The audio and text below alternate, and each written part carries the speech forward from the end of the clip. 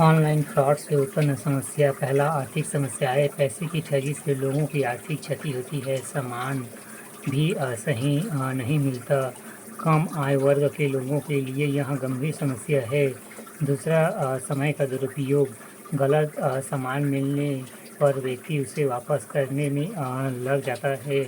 वह सामान उसे फिर से प्राप्त होने में और समय लगता है। इससे व्यक्ति की समय का दुरुपयोग होता है और वह मानसिक रूप से परेशान होता है। तीसरा, सामाजिक समस्याएं।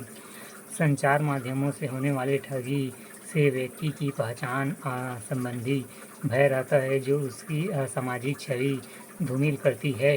फ्रॉड से बचने के उपाय। पहला, तकनीकी शिक्षा।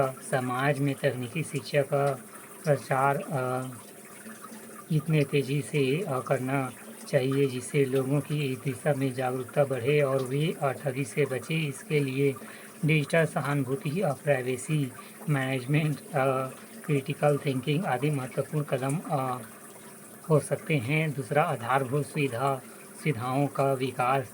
सभी क्षेत्रों में आधारभूत आवश्यकताएं जैसे कि संचार, इंटरनेट का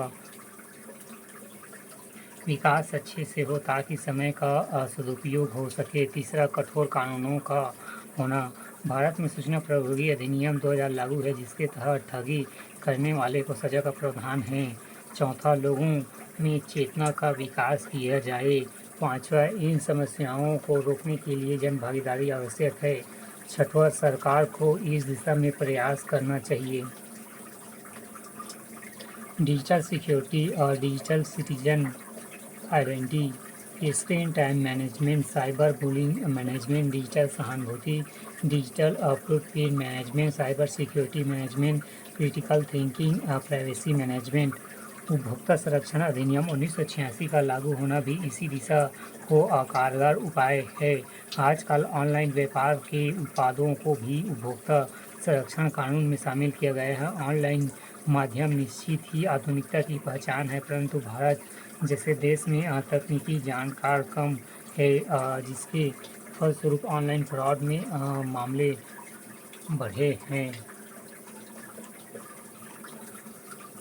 आवश्यकता इस बात की है कि लोगों को जागरूकता कर तकनीकी शिक्षा दी जाए और वो इस दिशा में जानकार हो सके, इससे यह समस्या कम हो।